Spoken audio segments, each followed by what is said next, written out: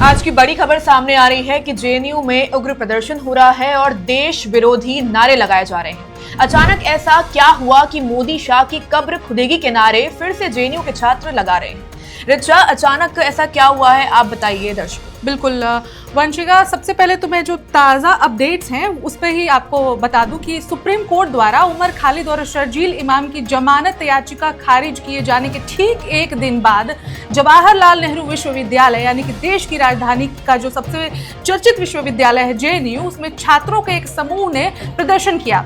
इस दौरान विवादित और आपत्तिजनक नारे लगाए गए, जिनका वीडियो सोशल मीडिया पर तेजी से वायरल भी हो रहा है। नारेबाजी को लेकर राजनीतिक प्रतिक्रियाएं भी तेज हो चुकी हैं। कैंपस की सुरक्षा पर भी सवाल उठाए जा रहे हैं। लेकिन जो अभी हो रहा है इसका बैकग्राउंड बहुत पहले ही रखा जा चुका है। 2016 में, यानी कि 2016 का जेएनयू विवाद एक बार फिर सामने उखड़ कर आ रहा है। क्योंकि आपको मैं ये बता दूं 2016 में क्या हुआ था, तो आपको बताते हैं कि फरवरी 2016 में राष्ट्रीय बहस के केंद्र में आया था जब एक कार्यक्रम के दौरान देश विरोधी नारे लगाए गए थे और वहां के स्टूडेंट्स पर ही इसके आरोप लगे थे।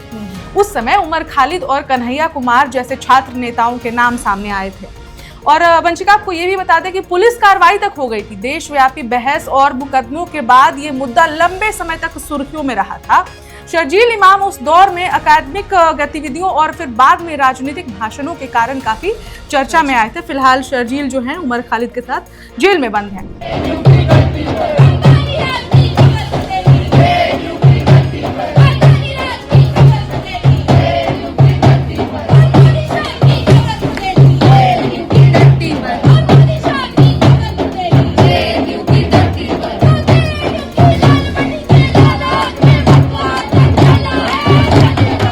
तो वंशिका, आप और जनता भी हमारी जानना चाहती होगी कि आखिर ऐसा क्या विवाद हुआ था कि ये दोनों आज जेल में बंद हैं, जिनके समर्थन में जेएनयू में ऐसे नारे लगाए जा रहे हैं। तो आपको बता दें कि दोनों 2020 के दिल्ली दंगों से जुड़े कथित बड़ी साजिश के केस में आरोपी हैं और उसी आरोप में अभी वो जेल में बंद हैं। पुलिस का दावा है कि दंगों के पीछे सुनियोजित साजिश थी जिसमें इनकी भूमिका रही थी और ये बहुत बड़ी खबर हुई थी। आपको याद होगा 2020 में जो दिल्ली में आग लगे थे, शाहीन बाग प्रोटेस्ट हुआ था, जिसके बाद इन्हें जेल में डाल दिया गया था।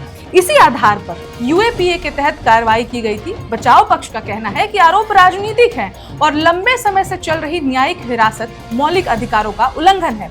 हालांकि सुप्रीम कोर्ट ने फिलहाल जमानत देने से इनकार कर दिया है। आपने सुना है बीते दिनों ही ये खबर आई थी कि सुप्रीम कोर्ट ने जमानत नहीं दिया है और सुप्रीम कोर्ट ने लेकिन जमानत क्यों नहीं दिया, उस पर सुप्रीम कोर्ट का स्टेटमेंट भी है।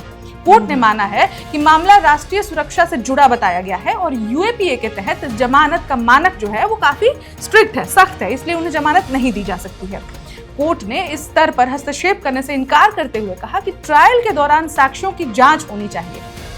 तो वंशिका, इसके बाद सबसे बड़ा सवाल उठता है कि अब आगे क्या होगा, क्योंकि बेल डिनाइड हो चुकी है, जेएनयू में प्रदर्शन वापस से शुरू हो चुके हैं और ये दोनों बड़े चेहरे हैं, उमर खालिद और शर्जील इमाम। तो आगे क्या होगा? तो आपको बता दें कि अब नजरें इस पर हैं कि ट्रायल की गति की, मतलब स्पीड क्या रहती है ट्रायल की, और निचली अदालत में दोबारा जमानत की कोशिश कब की जाती है। क्योंकि सुप्रीम कोर्ट ने तो डिनाई कर दिया है, तो ये वापस वहीं जाएंगे जहां से ये केस स्टार्ट हुआ था।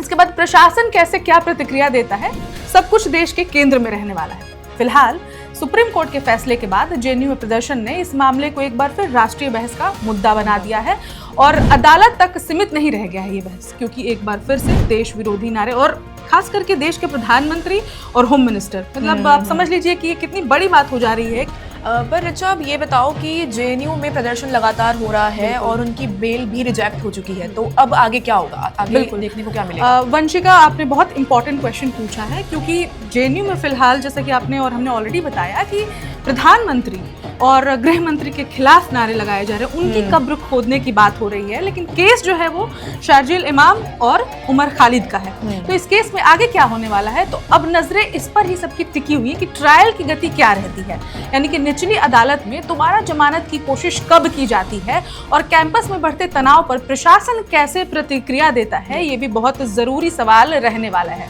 फिलहाल सुप्रीम कोर्ट के फैसले के बाद जेएनयू में प्रदर्शन ने इस बार मामले को एक बार फिर राष्ट्रीय बहस का केंद्र बना दिया है। ये मामला अब सिर्फ अदालत तक सीमित नहीं रह गया है, बल्कि कैंपस राजनीति, अभिव्यक्ति की स्वतंत्रता और राष्ट्रीय सुरक्षा की बहस को फिर से तेज कर रहा है। जमानत खारिज होने के बाद जिस तरह जेएनयू में नारेबाजी हुई, जैसे कि हमने वीडियो भी देखा है, उसने सरकार और विपक्ष के बीच टकराव को और धार दे दी है। कुछ राजनीतिक दल इसे असहमति की आवाज बता रहे हैं, तो वहीं सरकार समर्थन इसे कानून व्यवस्था और देश की एकता से जोड़ रहे हैं और देश विरोधी नारे इसका तमगा दिया जा रहा है। प्रशासन ने कैंपस में निगरानी बढ़ा दी है और छात्रों से शांति बनाए रखने की अपील की है। इस बीच सोशल मीडिया पर पुराने 2016 के वीडियोस और 2020 का जो अभी हाल का वीडियो हमने देखा है, 2020 का वीडियो और अब आज जो अभी 2026 का वीडियो, सारे वीडियोस जो हैं वो एक साथ उनके क्लिप्स अटैच करके वायरल किए जा रहे हैं, फिर से शेयर हो रहे हैं, जिससे माहौल और गर्मा गया है।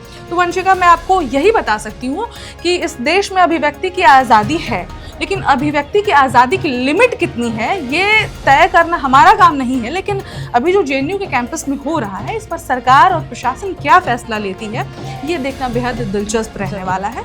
इस खबर में अभी तक के लिए इतना ही। आगे जो भी अपडेट आएगी वो हम आप तक पहुंचाते रहेंगे। मैं आपके साथ थी वंशिका और मेरे साथ थी रिचा, और आप देख रहे हैं one India Hindi. Subscribe to One India and never miss an update.